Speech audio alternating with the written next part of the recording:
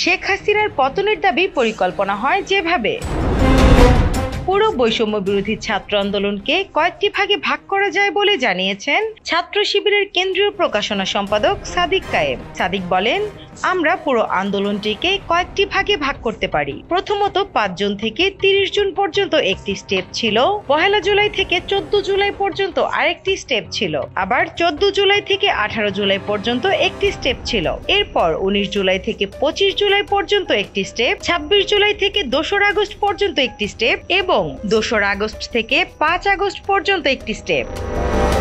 Internet সংযোগ বন্ধ থাকাকালীন কিভাবে সমন্বয় করতেন জানতে চাইলে সাদিক বলেন, ভিপিএন ডাউনলোড করে। ঢাকা বিশ্ববিদ্যালয় থেকে আন্দোলন শুরু হয়েছে, ফলে 17 তারিখ যখন ঢাকা বিশ্ববিদ্যালয় ক্যাম্পাস বন্ধ করে দেওয়া হয় এবং গায়েবানা জানাজা আর কফিনের মিছিলে যখন নির্লজ্জভাবে খুনি হাসিনা হামলা করলো, পরবর্তীতে আমরা চিন্তা করছিলাম এই আন্দোলনে কি করা যায়। তখন আমরা চিন্তা করলাম এই আন্দোলনটি আমরা সারা দেশে ছড়িয়ে দিব।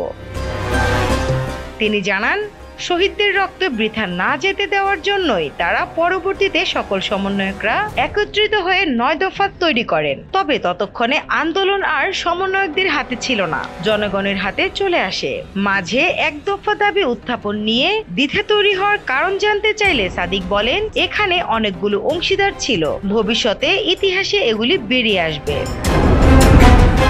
মূলত 19 জুলাইয়ের পর থেকেই মুক্তিকামী জনতা রাস্তায় নেমে পড়েছিল। তখন কে সমন্বয়ক কে নেতা সেটা দেখার সময় ছিল না। মূলত 1 তারিখের পর থেকেই 1 দফা আন্দোলনটা শুরু হয়ে যায়। যে 9 দফা ছিল তার প্রথম দফায় ছিল ছাত্র হত্যার দায় নিয়ে খুনি হাসিনাকে প্রকাশ্যে ক্ষমা চাইতে হবে।